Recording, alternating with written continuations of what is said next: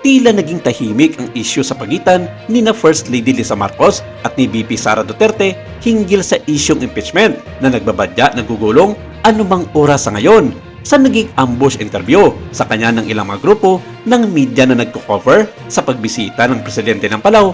Naging matipid ang sagot ng unang ginang tungkol sa isyu. Tinanong siya ng ilan sa mga kasamahan sa media kung totoong may kinalaman o may naging papel ang First Family sa pagpataw ng kasong impeachment kay Vice President Sara Duterte. Ang tanging naging sagot lamang nito ay wala siyang kinalaman dito. Taong bayan na lang daw ang maghusga sa Vice Presidente kung talagang nagkasala ito sa bansa at sa kamay ng batas lamang mananagot ito kung kinakailangan.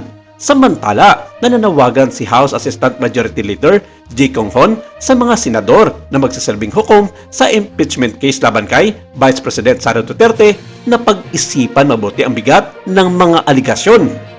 Ang banta ng pagpatay na ginawa ng Vice Presidente noong November 23, 2024 laban kay Pangulong Ferdinand Marcos Jr., First Lady Lisa Araneta Marcos at Speaker Ferdinand Martin Romualdez na kanyang sinabi sa isang online press conference na mabilis naman kumalat sa social media ay ang unang aligasyon sa articles of impeachment na inihain laban sa ikalawang Pangulo.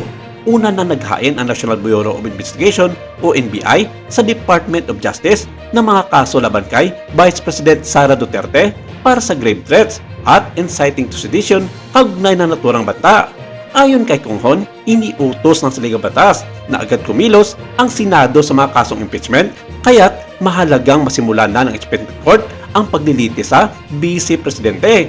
Kumakailan din ay nagbabala si Tingog Party List Representative June Asidre sa mga senador na habang naantala ang paglilitis kay Vice Presidente Duterte, lalo lamang lumalaki ang panganib sa buhay nina Pangulong Marcos Jr., unang ginang Marcos at Speaker Romualdez.